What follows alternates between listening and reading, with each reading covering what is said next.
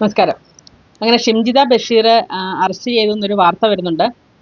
വടകരയിൽ നിന്ന് ഒരു ബന്ധുവീട്ടിൽ നിന്നാണ് അറസ്റ്റ് ചെയ്തത്. രാജ്യം വിട്ടുവെന്നും നാട് കടന്നുവെന്നും ഒക്കെയുള്ള ഒരു അഭ്യൂഹങ്ങളായിരുന്നു കഴിഞ്ഞ ദിവസമൊക്കെ ഉണ്ടായിരുന്നത്.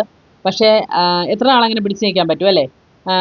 ഒരു പരിധി കഴിയുമ്പോൾ ആൾക്കാർ ഇത് ഈ ലുക്കൗട്ട് നോട്ടീസ് കണ്ട് എങ്ങനെയാണെങ്കിലും എവിടുന്നെങ്കിലും ഒക്കെ തിരിച്ചറിയും. പിന്നെ എന്തായാലും കൊള്ളാം, ഇതുവരെ കാണാത്തൊരു വേഷത്തിലാണ് പ്രത്യക്ഷപ്പെട്ടിരിക്കുന്നത്.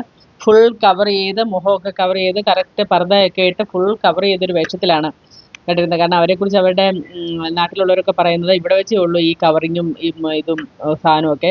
പിന്നെ കുറച്ച് പിന്നെ ഗൾഫിലൊക്കെ ചെന്ന് കഴിഞ്ഞാൽ പിന്നെ ഇതൊന്നും ഇല്ലാതെയാണ്. എന്നാൽ അവരെ സംബന്ധിച്ച് അത് അങ്ങനെയല്ലല്ലോ വേണ്ടത്.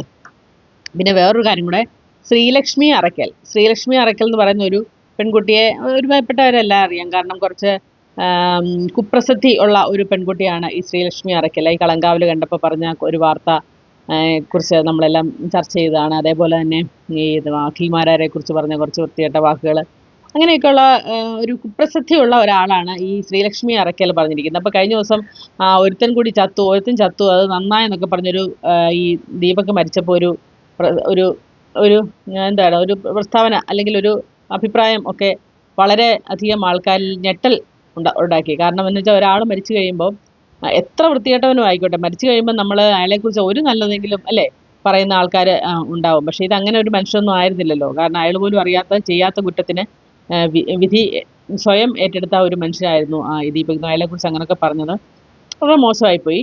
അപ്പം അവൾക്കെതിരെ ആൾക്കാർ ഭയങ്കരമായിട്ടുള്ള ഈ ഷിംജിതയുടെ പോലെ തന്നെയുള്ള സൈബർ അറ്റാക്ക് നടക്കുന്നു, അവർക്കെതിരെ കേസെടുക്കണമെന്ന് പറഞ്ഞിട്ട് ഈ പറഞ്ഞ പോലെ പോലീസ് സ്റ്റേഷനിൽ കേസ് കൊടുത്തിട്ടുണ്ട്. പക്ഷേ പോലീസ് സ്റ്റേഷൻ ശരിക്കും പറഞ്ഞാൽ അതിനെ പണ്ടൊക്കെ പറയില്ലേ, ഈ പറഞ്ഞ പോലെ പോലീസ് സ്റ്റേഷൻ നിറയ്ക്കൽ അല്ലേ, സെല്ല് നിറയ്ക്കൽ ഒക്കെ നടത്തേണ്ട പോലെ പോലീസ് അങ്ങനെ വല്ല സംഭവം നടത്തുന്നുണ്ട്. കാരണം അവരെക്കുറിച്ച് എത്രയോ പേരാണ് എന്തുമാത്രം വീഡിയോസാണ് ചെയ്തിരിക്കുന്നത് വളരെ മ്ലേച്ഛമായ രീതിയിൽ.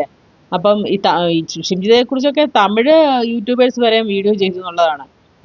ഹിന്ദി ഇംഗ്ലീഷ് ചാനലുകളിൽ വരെ ഈ ന്യൂസ് വന്നു എന്നുള്ളത്. അതായത് റീച്ച് എന്ന് പറഞ്ഞാൽ റീച്ചിൻ്റെ അങ്ങ് അഗ്രത്തിലെത്തി. ഇനി ഒരു റീച്ച്, ഇതിൽ കൂടുതൽ റീച്ച് ഇനി ഒരിക്കലും ഒരാൾക്കും കിട്ടാനില്ല.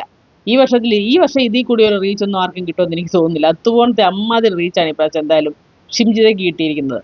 അപ്പോൾ 10 വർഷം വരെ തടവ് കിട്ടാനുള്ള ഇതൊക്കെയാണ്, വകുപ്പൊക്കെയാണ്. പക്ഷേ അതൊന്നും നടപടി ഉണ്ടാകുന്ന നമ്മുടെ നാട്ടിലെ നിയമ പഴുതുകളും ഒക്കെ അല്ലേ, അതൊക്കെ പഴുതടച്ച് പോകുന്നൊക്കെയാണ്. ഇപ്പം അവർക്ക് ഈ പറഞ്ഞ പോലെ ഫോണും ഒക്കെ നശിപ്പിക്കാനുള്ള സമയം എമ്പട്ടേ കഴിഞ്ഞാണ്. എന്നാലും എല്ലാവരുടെയും കയ്യിൽ ഈ പറഞ്ഞ വീഡിയോ ഒക്കെ ഇരിക്കുന്നതുകൊണ്ട് എന്തെങ്കിലുമൊക്കെ തുമ്പ് കിട്ടായില്ല. ആൾക്കാരുടെ ഒരു ഇത് പ്രതീക്ഷിച്ചെങ്കിലും കുറച്ച് നാളെങ്കിലും അകത്തിടുമെന്ന് നമുക്ക് പ്രതീക്ഷിക്കാം.